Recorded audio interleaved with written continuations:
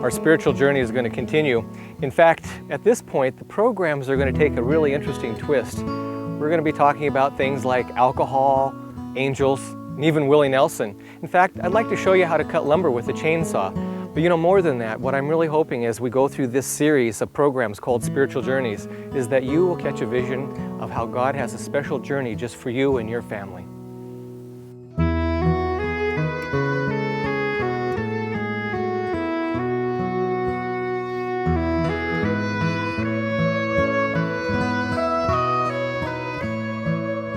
As I was sharing in the last presentation, I was explaining about how I was struggling with sin and going back and forth, and I became kind of like a schizophrenic Seventh Day Adventist. That's the term I used, a schizophrenic Christian. And I kind of came to a climax in my life, of my father dying, and it brought me to the point of decision. But there were several things that were happening up to that point. And one thing that we need to remember when we talk about being led to make a decision, that God is actively involved in all of our lives. In fact, the Bible says in Joel 3:14, it says, multitudes, multitudes in the valley of decision. For the day of the Lord is near in the valley of decision. When we find ourselves being convicted and we are in that valley of decision, that's a good thing, because it's evidence that God is working on our hearts, that He is there and He's very near to us when we're in that valley of decision. Even if that valley be dark and deep, God is there and He's trying to draw on our hearts to make a decision. Okay, I know, you're wondering, what does this program have to do with angels, alcohol, and Willie Nelson? Well, before I tell you that, I just kind of want to back up a little bit more, because we need to kind of go back to some things that were missing in the last program. You see, I'd mentioned that I'd kind of given up several times on the church and given up on God. And when I gave up on God and such, I was really caught up in my business I had this auto body business where I repaired cars, and I had antique cars and street rods I was working on. And like I said, I was still secretly smoking pot. Occasionally I'd go to church, and then I would just say, I don't really want to do that because I'm just a hypocrite. And I would be playing music, because by this time what happened was we moved from the town of Missoula, Montana, where we were living, up to the little town of Ronan, Montana. And we were trying to get away from those influences that were pulling us down. But at the same time, those influences will follow us anywhere we go if we're not willing to have Christ make a clean break in our lives from those things that pull us down. And sometimes fleeing from those things are good to get us from those temptations, but at the same time, we need to make that commitment, that decision in that valley we're in, to really follow Christ. I remember one time I was down, I wasn't attending church, I'd kind of given up again, and my wife was going to church on a regular basis, and she was offered a job at the local little Seventh Day Adventist church school in Ronan, Montana, and she worked that whole school year there as a teacher's aide.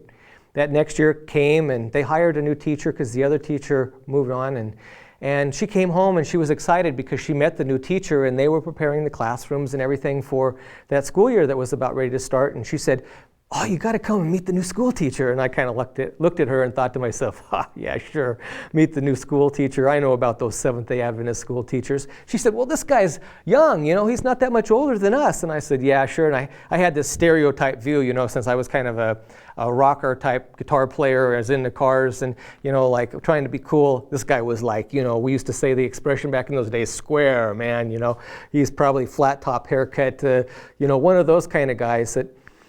Next morning, my wife needed a ride over to the church school, so we hopped in my 1938 Packard sedan and we cruised over to the school. And as I pulled up in front of the school, I saw this guy standing out front of the school that had a beard, and he had long hair. I mean, after all, this was the 1970s. And I looked at him and I thought, well, he's kind of cool looking. And she said, "That's the new school teacher." I thought to myself, yeah, I'd like to meet him. And so I started visiting with this gentleman, and we became friends instantly. His wife, his name was Jerry Warnick, and his wife was named Linda. And Jerry and Linda were people who God sent at a special time in our life. They were people that had a vision, and they were heading in a certain direction in their life. They were solid Christians, and they had this idea of what God was leading them to do in their life. And they started mentoring my wife and I. And Jerry was an extremely academic guy. I was a person who was very good at using my hands at welding and fabricating and doing things. And the two of us started working together. And you see, Jerry had a vision, and he started instilling this vision to my wife and I. And this vision was the vision of country living, of building a home that was self-sufficient, that generated your own electricity, and you cut your own lumber, and you do your own stonework, and you build your own house. And he eventually established what was called Tamarack Springs School up by Glacier National Park. He and I became like brothers. He instilled so many different things. He and his wife instilled so many different things in my wife and I. They taught us how to eat better. They taught us how to, these values of how to get out of debt and how to save money and how to budget ourselves. But what he didn't know, and what my wife didn't even know at that point, is I was still secretly using drugs. Even though I started coming to church now because I made this new friend, I had this dual thing going on in my life, which I explained on the last program. You see, Jerry established in my wife and I this dream of having our own country home. And in a way, we always talked about that. We thought that would be so neat, but it wasn't like we ever thought that would be a possibility. Two young kids, they're only like 22, 23 years old, to have their own piece of property and build their own house. It just didn't seem possible. And Jerry used to tell us, and it became our motto. He said, God said it, I believe it, and that settles it for me. He set my wife and I down, and he started talking with us, and he said, do you believe that God wants you to move to the country? We said, yeah. Do you think God could get you out of debt? Well, we believe that, And he went through this long list of stuff, and we all said, yeah. But really, in reality, could it really happen? And besides that, old habits are hard to break because, like I said at this point, my dad hadn't died yet, and I hadn't come to this point of really breaking away from my old habits of smoking marijuana and such. It's like when we're trying to make decisions to do what's right, and God's pulling us one way, what happens is Satan starts pulling us the other way.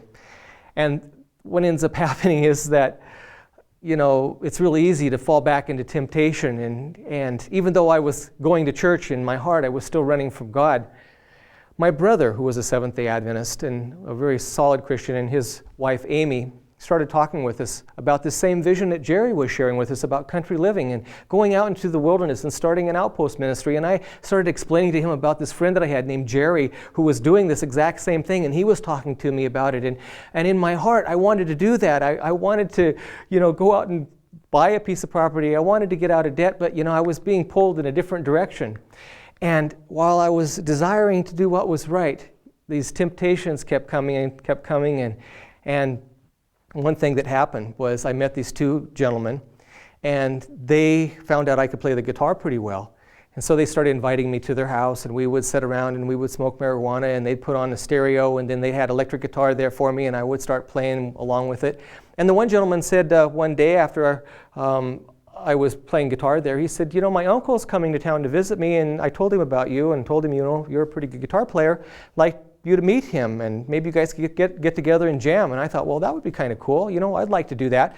And that time came, and a Saturday night came, and we were at a YMCA, and there was this elderly gentleman, chain smoker kind of fellow, wrinkled face, quite elderly fellow, played bass guitar, started talking to me, and we had an amp and a guitar, and we had a drummer there. And he said, okay, let's play this song, and so we started playing, and I started playing some lead stuff, and he was singing, and then we did another song, we started jamming, and when we got all done, he set me down, and he looked at me, and he said, did my nephew tell you who I am? And I said, no, he just told me your name. Well, he said, I'm the bass player for Willie Nelson, and we're looking for someone like yourself to come and audition for the band to tour this next season, and I would really like you to come because I think that you could get the position. And I looked at him, and all of this flashed through my mind all of a sudden. I realized, no way I could do this. My wife just had a baby. We were go touring with Willie Nelson, and I just said, no, I can't do it. I'm not interested. And these two gentlemen that had lined this whole thing up just said, they didn't say, they just looked at me with this expression like, are you crazy or what? You're turning down this opportunity? And I turned down this opportunity.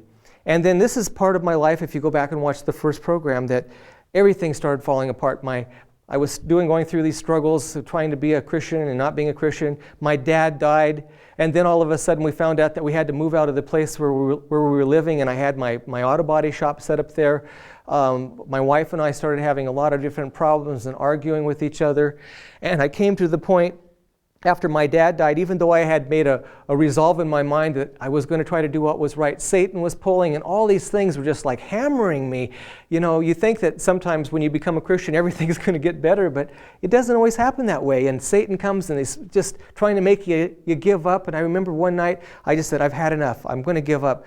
I just can't do this. And I stormed out of the house. And I went over to a Mart where two brothers owned this Mart, and they had kind of like a little gas station, a place where they repaired cars in the back. And I went into the Mart, and I was really nervous. The reason I was really nervous is because I was going to just go in there and buy a bottle of wine, and I was just going to try to just forget about everything, just drown all these problems out of my mind. You know, and I walked in there, and I was nervous. And the reason I was nervous wasn't because I was going to buy a bottle of wine. I was nervous that if I was in there buying a bottle of wine and one of the elders or one of the church members came in while I was buying it, you know, it just wouldn't look very good. And so I remember I walked into there, the Mart, and there was all these big glass windows on the front there, and I walked in and I started looking around and watching the glass windows and making sure that nobody was pulling up, and I walked over to the alcohol and beer section and I found a bottle of MD 2020, this really strong wine. I took the bottle nervously, went up to the counter, put the bottle down on the counter, and the gentleman there working at the counter was somebody I'd never seen before. You see, two brothers own this Mart, and I knew them really well. And this gentleman was new here, and I set the bottle down, and I was nervous, kind of like, you know, let's hurry up here because I don't want anybody to come into the store while I'm buying this bottle of wine. And I'm carrying on a little chit-chat with him. So I put the bottle of wine down, and I looked at him, and I said, "You must be new here." And he said, "Yeah, I'm new." And I handed him the money, and he took the money, and he's holding the money. He just kind of stood there for a second. He said, "Yeah, I'm new here, but I just don't know how much longer I can keep working at this place." And I said, "Why?" And he started making change. He said, "Well, you see," and then he turned around and he handed me the change, and he had his hand on this wine bottle. He said, "You see, I just recently became a Christian, and you know, I've been studying the book of Revelation lately," and he took the bottle of wine and he stuck it into a sack, and he's kind of twisting the sack around the top of the bottle, and he said, "I'm studying the book of Revelation, and I believe we're living in the last days." And he said, "Here I am," and he looked down at the sack, and he said, "Here I am at this place selling cigarettes and alcohol, cigarettes and alcohol." He said, "How could I continue doing this?" And I just kind of looked at him, and you know, what are the chances of something like this happening? And I was like, all this stuff going on in my life, and I looked at the bottle of wine, and I'm like, yeah, okay, we'll see you later. So then what ended up happening, I went out to the car, and I had this bottle of wine between my legs, and I was just sitting there thinking about what this gentleman just said to me. And I thought to myself, you know, he's more of a Christian than I am. I could be studying the Bible with him. I could be sharing with him all kinds of things that I knew up here, but I didn't have the experience here. And I just picked up that bottle of wine. I walked back in, and I set it on the counter, and I looked at the gentleman, and I said, "Could I have my money back for this bottle?" And he smiled, and he said, "Sure." And he made out the change again and gave me my money back. And I walked out, and I went back home, and I apologized to my wife.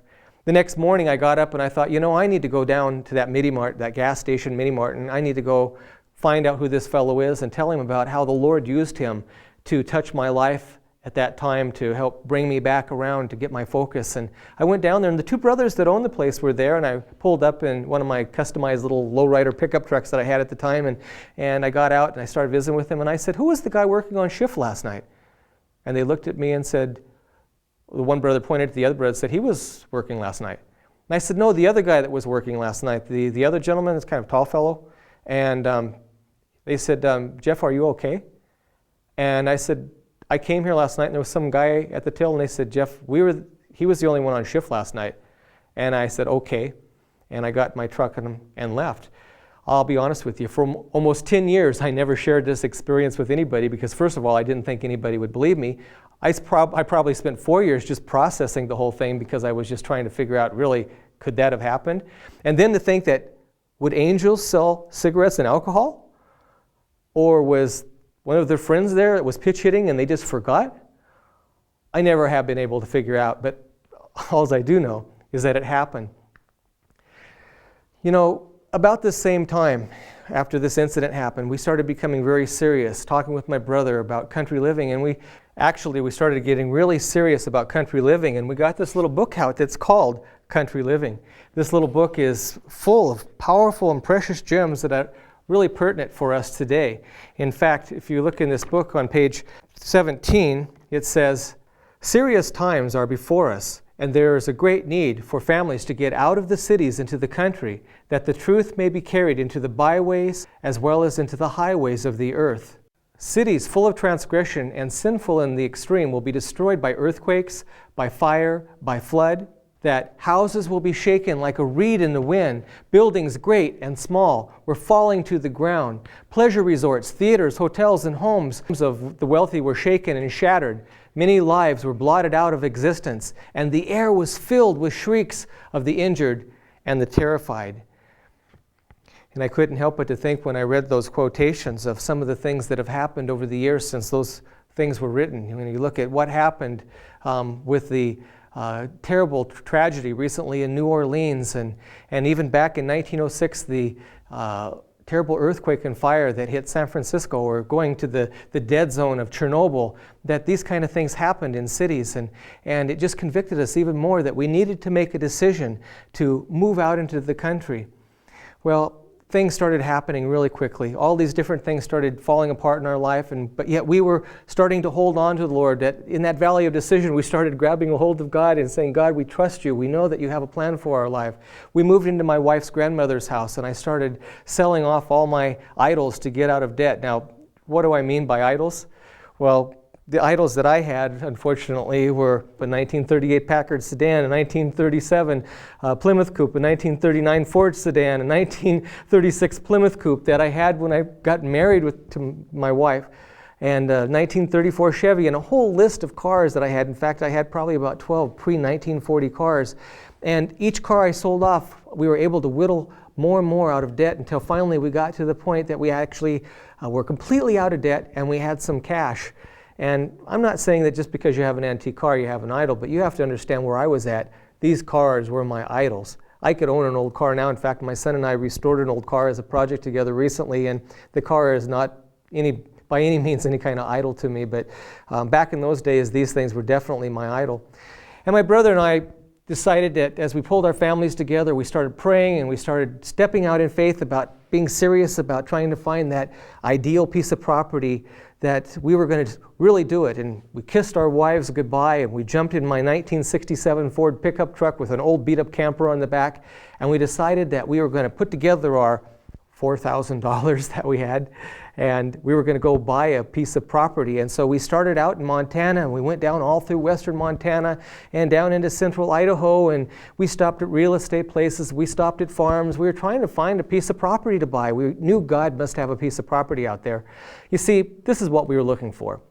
We were looking for a nice stand of trees, a nice remote piece of acreage with a southern exposure, possibly with a year-round stream, or even better yet, a spring coming down out of the mountain on the back part of the property, a year-round spring. That would be really great. Or just to think of having 10 acres, next to a lake. Wouldn't that be great? Have southern exposure, nice trees, and all of this stuff on a piece of property that was fairly remote for $800 an acre. Yeah, that's what happened to us everywhere we went. The realtors laughed at us. The farmers laughed at us. People slammed their doors in our faces. Every place was a dead end. We went down into central Idaho. We zigzagged around through different places. We stopped at real estate places, and every place it was the same story. They laughed at us. They said, yeah, sure, if we had pieces of property like that, we could sell them a dime a dozen. God tests our willingness. Are we really willing to step out in faith and do what God asks us to do? Are we willing to be faith partners with God? It's kind of like, the children of Israel, putting their feet in the water when they were told to go into the promised land, and the water never parted until they actually stuck their feet in the water, and that's what God's calling us to do.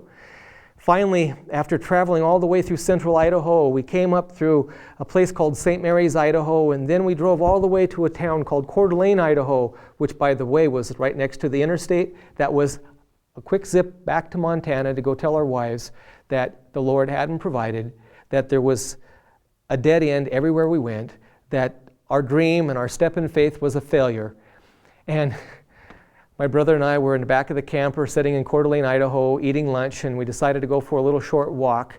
And as we went for a short walk, we walked by this old house that had been turned into a real estate agency. I'm sure some of you have seen that, how in some suburbia areas, I should say, they turn an old house into a real estate office. And my brother looked at it kind of like our last hope, and he said, let's go in here. And you see, when we did this, I did most of the talking. When we went into the real estate places and stuff, I was kind of asking a lot of the questions and instigating the jeers and the laughs that we got from these people. But I had enough. I gave up, and my hope was lost. And I looked at my brother and said, we don't want to go in this place. They're just going to try to sell us a $150,000, $200,000 home in the city. You know, this is the last place in the world we need to look for buying a piece of property in the wilderness like we're wanting to get. And I said, but if you want to go in there, let's do it. And I said, but this time you're going to have to talk. So he was in front of me, and we walked in, and every indication that this was the wrong place was there. I mean, we walked in and we looked on either side of us, and there was all these Polaroid pictures of these fancy houses, you know. And I was like, oh great, here we go. They're going to try to sell us a house, you know, a really expensive house. And a lady was sitting at a desk, and she looked like she had quite a bit of money, so she must have been doing well. She had a lot of jewelry, and she was made up really nice. And as we walked in, you have to realize we've been 2 weeks on the road, kind of scruffy looking guys, you know, with beards and suspenders and blue jeans on, and we were looking for this piece of property. And we walked in, she had an envelope in her hand, and she was kind of like looking at us like what do these guys want, you know? And she was just getting ready to lick this envelope. And my brother started the spiel. You know, we're looking for a nice piece of property, 10 acres preferably, nice southern exposure, fairly remote, you know, a year-round stream going through it, or by a lake, or having a spring on it, nice stand of timber. And she looked at us, and her eyes even got bigger. And she said, well, it's funny you happen to walk in right now, because I have been doing research off and on in my spare time for remote wilderness property like this for a gentleman that lives in New York that wants to have a hunting cabin. And I have all the originals on the photocopy machine back in the back room, and I can just go ahead and give you this. I was just going to mail it to him, and I could go ahead and just Xerox off some more copies and send it to him. And so we grabbed the envelope, and we went out to the truck, and we were like, whoa, look at all this property, you know, 10 acres here. And it was down in this area called St. Mary's, Idaho. Well, we had just come from there. So we got back in our truck, and we drove down to this real estate office, and we went to the realtor there in St. Mary's, one of the real estate offices. This is about 1981. And we opened the door, and there's this smoky cigarette it was full of cigarette smoke, this lady sitting in there. And we walked in there, and we said, we want to look at this property. And this lady started using some language that I can't use on this program. And she started telling us, you think I'm going to take you around and look at all this property that you might buy it to make a lousy $500 or $1,000 commission? You're crazy. Why don't you come back Monday? Maybe the other realtor will take you out. So we were like little puppies with our tails between our legs, and we took off and drove all the way back to Montana and told our wives that, this was our last hope. Well, that next Monday, we jumped in a little Datsun car, and we drove out to St. Mary's, and the other realtor was there, and he was a gentleman. And this guy was so nice. He put us in his 4x4 pickup truck. We all squished in the front cab together, and we drove around. And for a whole day, he took us and showed us all this property. And we soon started finding out why it was such a cheap price. A lot of it was on a north slope that was this steep, and he said, well, you can only get to this property about 3 months out of the year because of the snow up here. And a lot of the property was unusable. It didn't have access, and we started to realize why it was so cheap. And that afternoon, we were getting kind of tired, and it was time for lunch, and we got into a circle like what my brother and I and our families always did, and we had prayer together. And the realtor was kind of standing there nervous, and he said, you folks are Christians? And we said, yeah. He said, well, I'll tell you what, there's more property I want to show you tomorrow, so tonight you can stay in a mobile home that we have right down here. It's a really nice brand new mobile home that's down at the fairgrounds that I just put in. Stay there, and then tomorrow I'll take you to look at some more property. The next day came, he started taking us around to look at all this different property, and the same thing, every single place we went was the same thing. Either it was an hour one direction on a dirt road on the side of a steep hill, no access to it because of a large stream, we'd have to build a bridge, and everything was a dead end. And finally we came back to the little town of St. Mary's, and we were standing outside the realtor's office, and we realized that the Lord hadn't provided.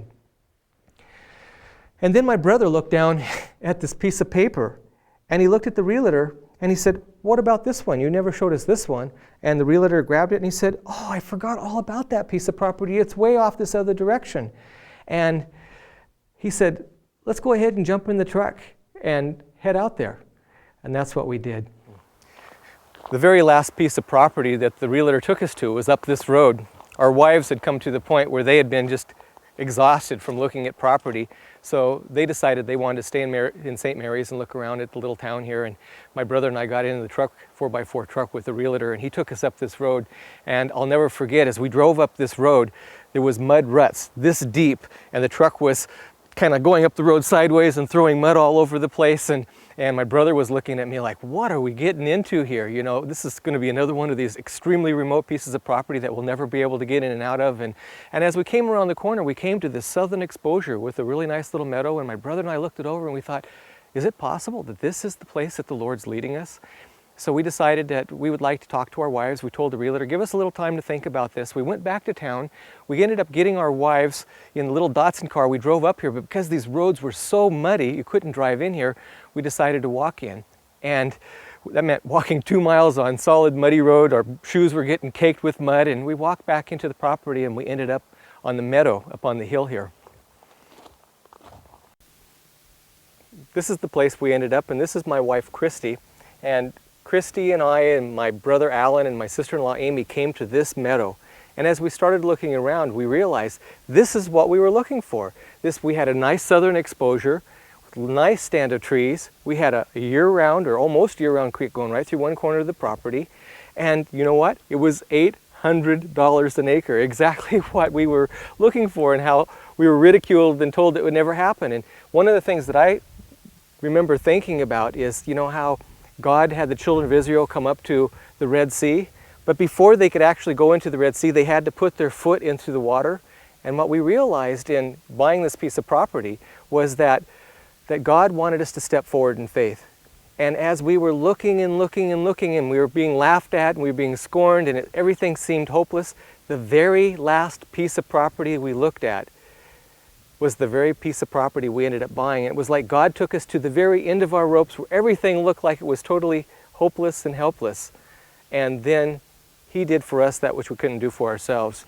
And this is the piece of property that we purchased. You know what's interesting is that morning while you and Alan were on your way up here to check the property out, Amy and I decided that we'd stay in town and check out the little town of St. Mary's.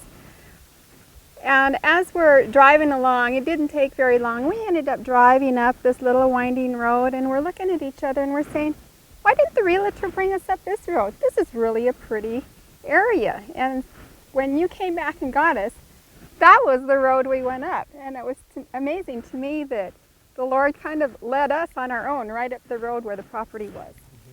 Well, anyhow, we'd like to take you up and show you the house, because there's some amazing stories of what happened and how the Lord worked with us in trying to establish a ministry on this remote wilderness piece of property here in North Idaho.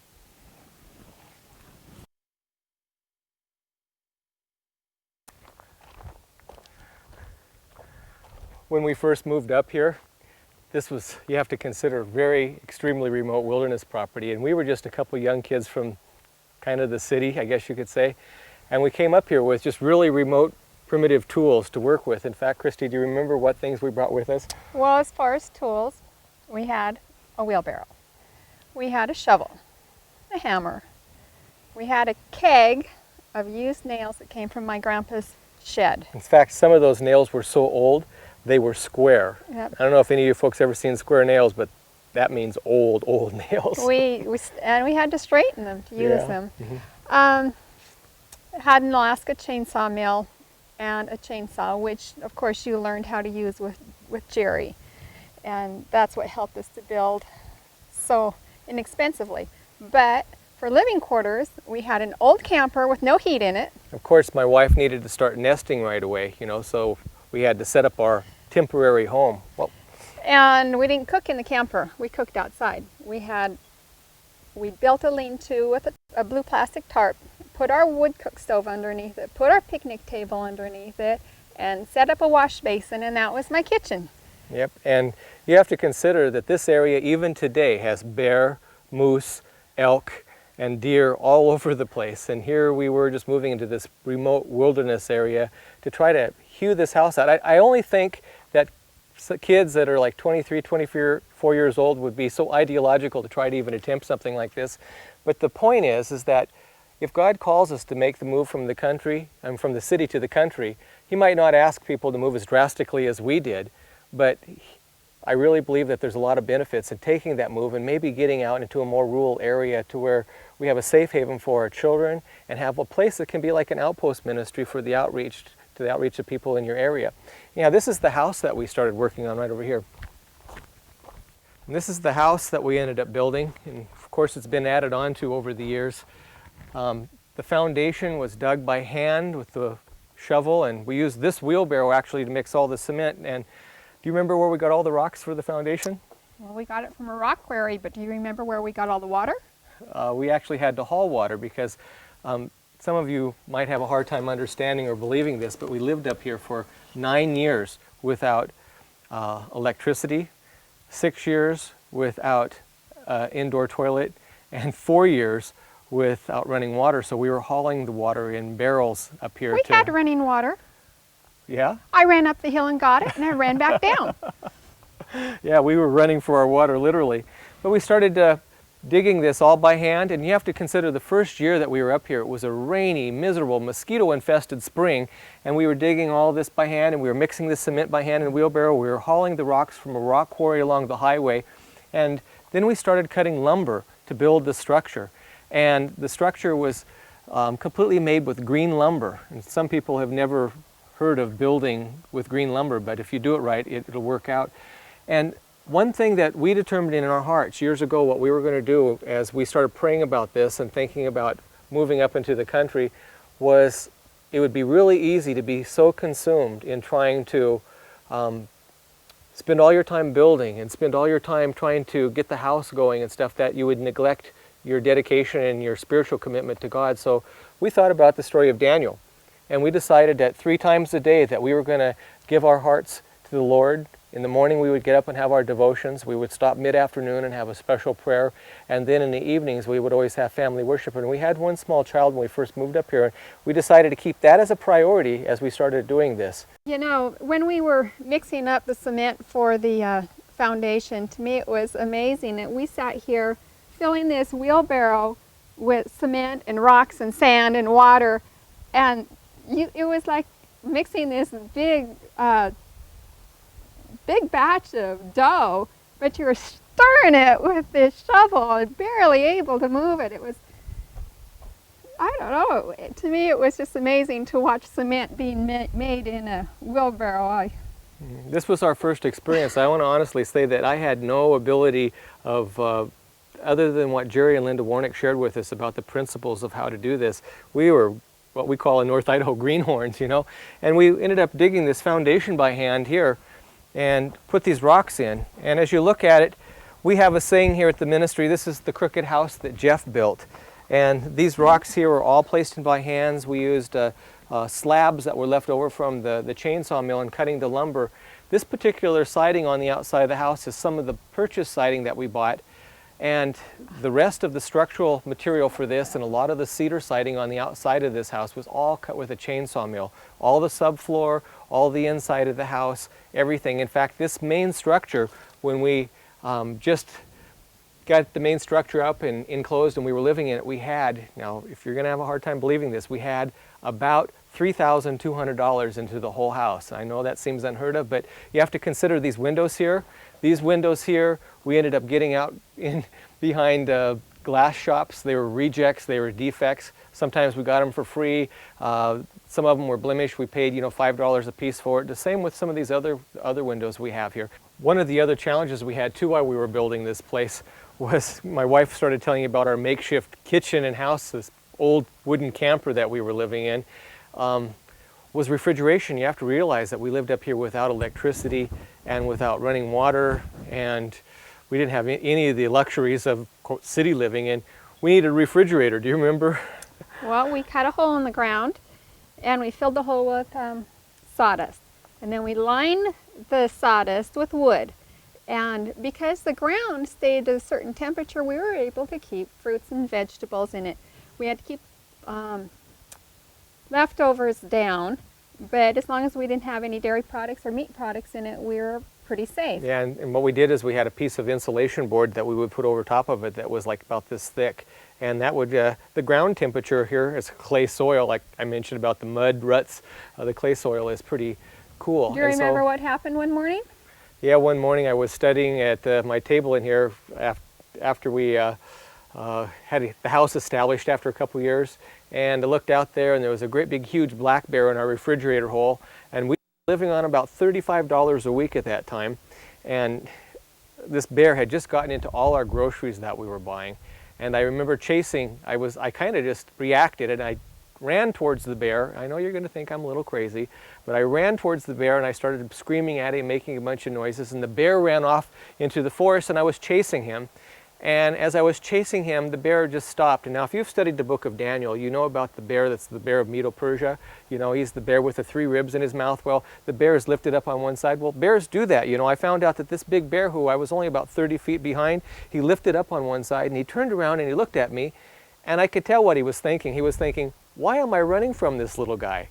And I looked at him and I thought, what in the world am I doing chasing this black bear? This black bear is one of the biggest black bears I've ever seen in my life. And I ran back down to the house and locked my bear-proof door, which we'll show you in just a second.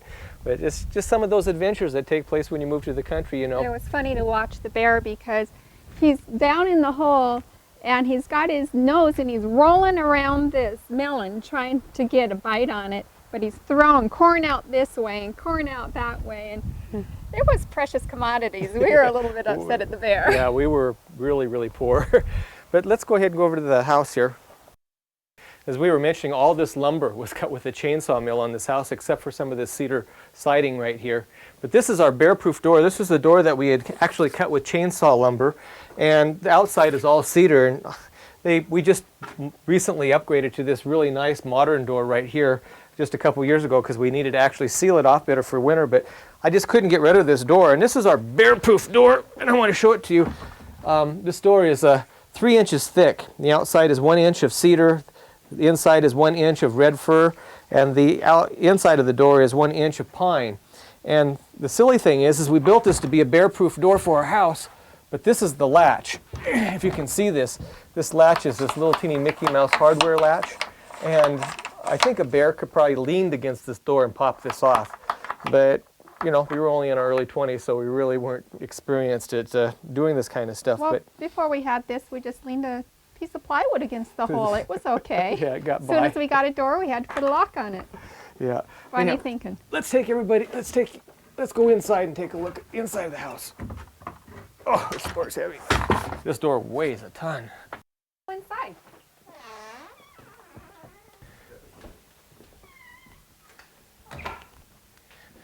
As you can tell by looking at this place, all of this lumber for this house was cut with a chainsaw. In a little while, I'd like to take you out and show you exactly how we cut lumber with a chainsaw. The one thing that, as you listen to the stories of this spiritual journey, of this part of our life, I'd like you to understand that, you know, what we did was fairly radical. This was back in 1981, 82 when we started building this place. But if the Lord could take a couple young people like us with hardly any money and move out into the woods and do what happened here, certainly the Lord could get you out of an inner city area with your kids and put you in an environment that would be a lot better than living in some of the inner city areas that we're in today. This fireplace here, Jerry Warnick, my good friend I was telling you about, that lives up by Glacier National Park, showed us how to do stonework. And this fireplace actually is an airtight wood stove. In fact, if you look at this metal plate on here, what we would do is we would load this thing up with a lot of big chunks of wood, and then we'd close this metal plate on here, and when it got down to below zero outside, this whole fireplace would heat up into like a big wood stove, and all the rocks would get nice and warm. We had a gravity feed water system that came down out of the top of the property and fed down to the house. And we heated all our hot water with this wood stove. This was also used to heat our house, but we have some heating coils here that go up into an old hot water tank that we found behind a plumbing place. And this provided all the hot water for us once we finally got a well in here. Of course, you have to realize for quite a number of years we didn't have these luxuries, but when we finally got the gravity feed water system in, we had some pressurized water here, and we could actually take hot showers, which was a really nice feature. And my wife had quite an interesting kitchen. Do you remember what your kitchen looked like back in the days we first moved here? Well, let's go look at it. I'll give you an idea. And it's important for you to understand that when we first moved here, this was our main house. We live in a different house now as the ministry's grown, and we've actually turned this house into an office. And I'll share with you later that, you know, the other parts of the office, and we have an administrative room here, and we have a lot of stuff stored in here. So we have books stored in here and things for publishing. This is a break room for our employees. So things are considerably different now than they were back in the early 80s when we used to live here. On the back side of the fireplace was my wood cook stove. And what I did there is I heated the water for baths, for washing clothes, and baked bread in it, did everything from scratch. And so we had our wood cook stove here, but over here where you see these beautiful oak cabinets, now we had homemade cabinets made out of pine. And one time as Jeff was building those cabinets for me, he had the countertop made out of a very thick cedar boards, and he had this little tiny, what is it, a jigsaw? A saber saw. Little saber saw. To a generator. He was cutting a hole in that. Of course, this was years later when we finally had a generator, and he was cutting a hole in that to put a sink in for me, and he was just struggling, and it wasn't going anywhere, and I'm thinking, this isn't going to last. And just like I thought, he went out the door, and as I anticipated, he came walking right back in with his chainsaw. And he got up on the counter and ripped his chainsaw and just threw sawdust all over, but you know, that's what I was used to. I was used to following him around and cleaning up messes as we built. But you have to understand that all of this lumber that we cut, you guys that are contractors that are watching this are going to have a hard time with this, but all the finish work on this house was done with a chainsaw. I'm talking the miter cuts for around the windows. I'm talking about the window moldings. I'm talking about all the fine, quote, delicate stuff that we didn't have a handsaw. We only had chainsaws. And so all the fine, delicate stuff that you would do with a chainsaw, with a handsaw, we were doing with a chainsaw. So all this finish carpentry, edges and everything were either hand planed with a hand plane or they were cut with a chainsaw. So it was only natural for me to jump up on the counter with the chainsaw and cut the hole for the sink. We had this idea when we came up here, we were going to do all these great things. And when the first year went by, all of a sudden we realized that things weren't happening exactly the way that we thought that they should. We had this idea we were going to build a clinic up here, we were going to build houses, we were going to have a health food store and restaurant in town, we were going to do all these great things for God, revelation seminars, and by the time the first summer came to its end, my brother and sister-in-law decided the weather here was too cold, they didn't like it, and they left. And we were up here and we had a house that was just barely built. And this whole idea of, quote, the great work started to change focus, and we started to realize what the great work was, not going out and doing some great thing for God, but it was about character development, learning to trust Him, learning Him to be faithful in the little things, learning to be frugal with what resources and money that learning to surrender, learning how to get along as a husband and wife, and we found out that was really what country living was about. It wasn't about doing some great work for God, it was about doing some great work in our hearts. Yeah.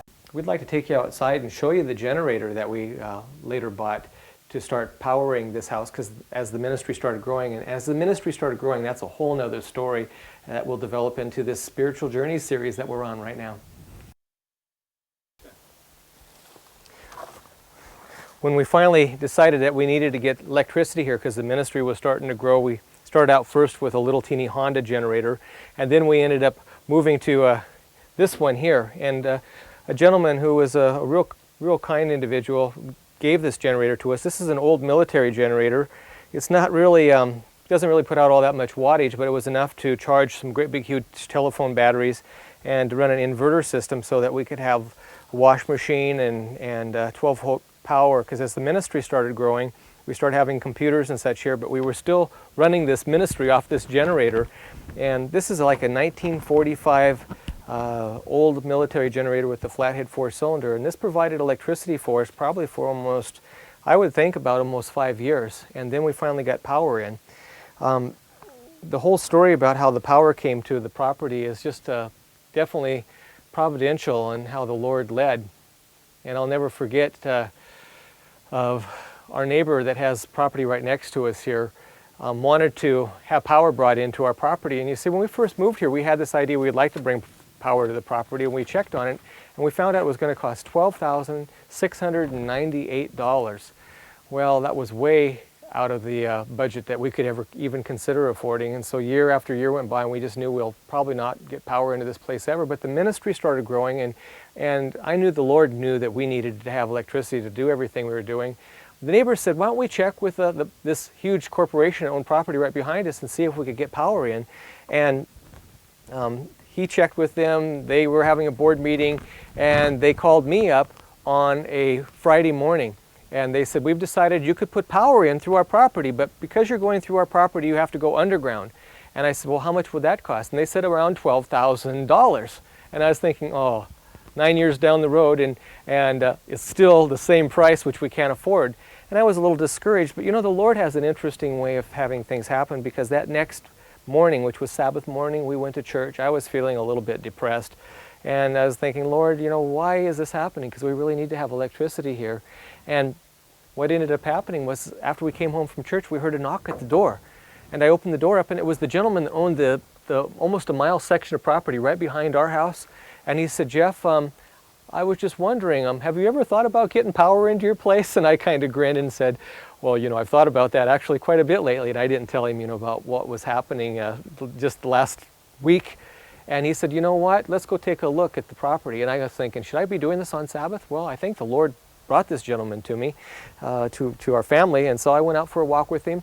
And he went and talked with his other family members. And that individual gave us permission to be able to put power in right next to this corporation's property, just over 30 feet, cut down a swath of trees for free all the way in from the highway. And you know how much it cost us? It cost us $1,268 or something like that. It was almost exactly a tithe of what it was going to cost us, you know, 9 years before that to get power in, and what this other company wanted to charge us.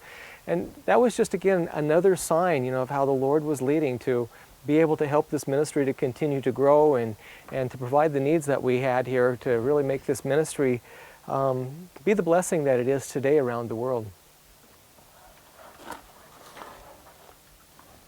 One of our greatest needs that we had up here after several years of running the ministry was getting a telephone in. And before we even got power into this place, you have to consider this is an extremely remote area, and try to get telephone in here was going to cost a lot of money. And we were making it a real serious matter of prayer. And I had used one of the neighbors' phones, and I called and asked about having an engineer from the telephone company come out to our place and just give us an estimation on how much it was going to cost to have the telephone brought in. And I remember one morning we were about our daily business at the house doing homeschooling, and I was studying, and there was a knock on the door, and there was a gentleman there with one of these little wheels, a meter wheel that measures distance.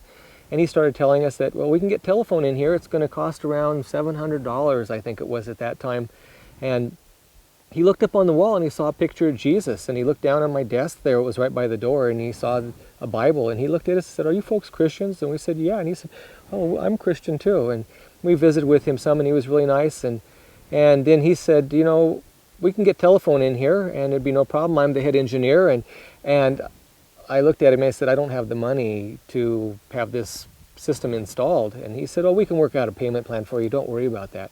And so they drug actually a wire that was just laying on top of the snow and across the creeks and everything, all the way up from the county road over a mile away, all the way down into our property here, and hooked up a telephone. And we had telephone up here. And so I started making monthly payments. But the only odd thing was every time I made a monthly payment, it was just being credited to our phone bill. And so our phone bill was like increasing rather than being charged. And so I started calling the company up, and I called this place and I called that place, and they didn't know what to do about it. They didn't tell me where to put the money. I finally called the engineer up that had originally come up here, and he said to me, he said, Jeff, I'll check into this. Now this is after I've done everything I possibly could do to try to make payments on the installation of this telephone line. He said, Jeff, I'll see what I can do. Until you hear from me, don't you worry about anything from this point on. And to this day, I've never heard back from him. And so the Lord provided free telephone for us here. I'd done everything on my part to clear my conscience of trying to be responsible, and we've never heard back from the telephone company. And to this day, now we have multi-line system up here for the whole ministry.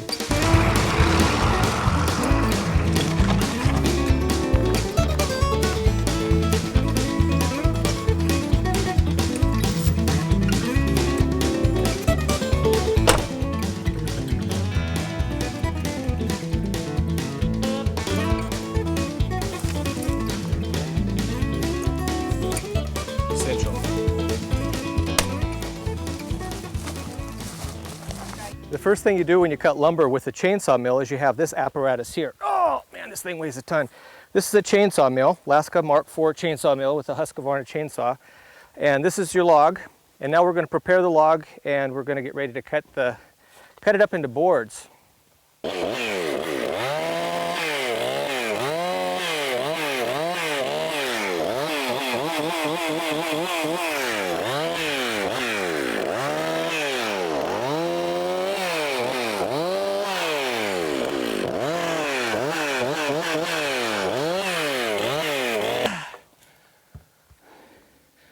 Good.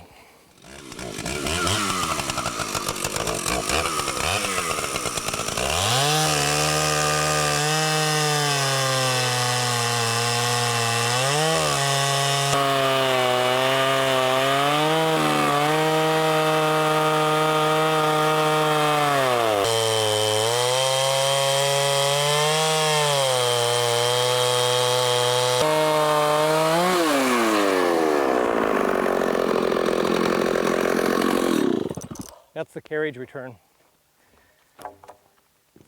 Pull this finishes on here. That is so nice. It's cut a little bit rough because it's a brand new chain.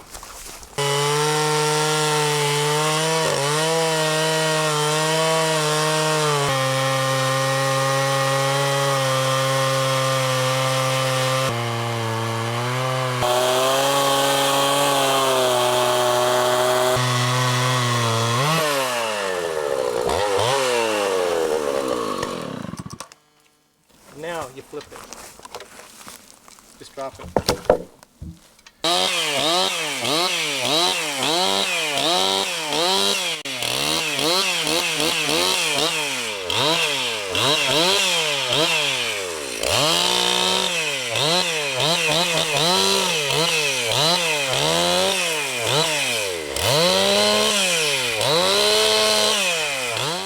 So what we've done now is we've taken this log and we've cut off two sides of it, and we've gotten exactly a 4-inch wide piece here. Now we're going to do the top cut. We're going to basically shim off the bark as much as possible, and then we'll get a nice top cut. Then we're going to really start making lumber. Okay, we want to set it at 3 and, you'll love this, 3 1/4.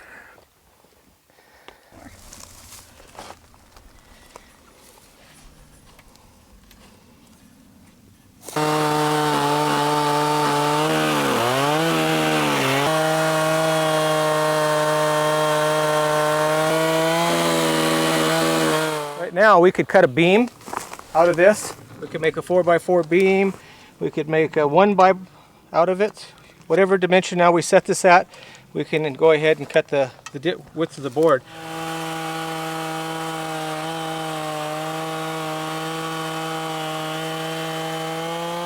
Basically that's how you do it, and to think that all the lumber in that house was cut with a chainsaw just like this, whether it was 2x4s, 2x6, cedar paneling, everything pretty much was cut this way. It's a slow process, but when you're on a tight income, it produces some pretty nice lumber. I just want to say, you know, as we went through these early times with the ministry here, we learned some valuable lessons. And those lessons were learning to keep God first in our life, learning how to work together as a husband and wife. If it wasn't for the fact that Christ was in our relationship, I think an experience like what we've gone through here probably could have very easily caused a young couple to go to a divorce, because it's not easy doing what we did, but that it actually drew us together in a lot of ways. And the other thing that I learned was learning to trust in God in every circumstance, that He would provide our needs step by step as we needed that. As each door needed to be open, we stepped through it, God would provide. It taught us how to be frugal with money, because we oftentimes lived on $30 a week just to survive up here. And it also, and this maybe sounds kind of odd, it helped us to prepare us for international ministry. Because as we started going to various different countries and into third world countries, to tell you the truth, we felt rather comfortable because we've been there and we've lived without all those luxuries of everyday life that so many people enjoy in the city. You know, one of the lessons I learned in those times of living so poorly is that you don't worry about tomorrow. And I really like the scripture that says to cast your bread upon the waters, because after many days it shall return. And I saw that proven so many times. We would be at the end of some sort of supplies, and I'm looking at it and I'm thinking, you know what, how am I going to replace this? And I'd go ahead and use whatever supplies it was, whether it be raisins or fruit or whatever it was for the meal, and throw the last of it in. And within a day or two, someone would be showing up and they'd be trading with us for some sort of services or something like that.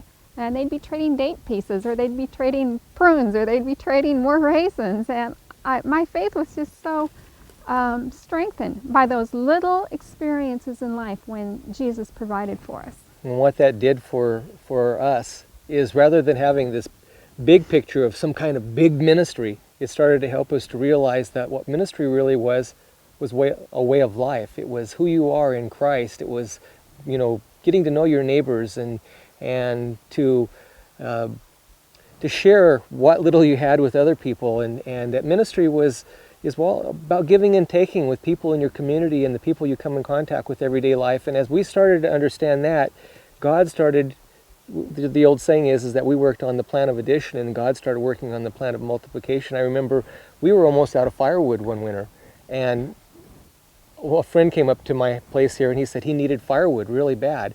And I said, go ahead and take half of what I have. And I knew that we were going to run out anyhow. And as soon as I did that, within 2 days, the Lord opened up a place for us where we had an unlimited supply of firewood. We filled our woodshed for 2 years, and then we ended up having enough wood to give to a couple other poor families in the community and different people that needed some firewood, like at the one of the church schools here in town was burning firewood back in those days, and we gave firewood to them. And so by us being willing to sacrifice what little we had and sharing it with somebody else to help them, God ended up pouring more blessings on us. And and that's the divine principle of how God works with us as Christians. As we've been talking about some of the experiences that we've gone through the years, it takes me back to a quote that was always encouraging to us, and it goes kind of like this: "It would be well for you to lay by your perplexing cares and find a retreat in the country, where there is not so strong an influence to corrupt the morals of the young. True, you would not be entirely free from annoyances and perplexing cares in the country, but you would there avoid many evils and close the door against the flood of temptation which threatened to overpower the minds of your children." And we just felt that being out here in the country was a safe haven for our children. It was worth the sacrifice. And I would encourage any of you to consider, if you are in an inner city area, that this is the time to consider moving into a more rural area.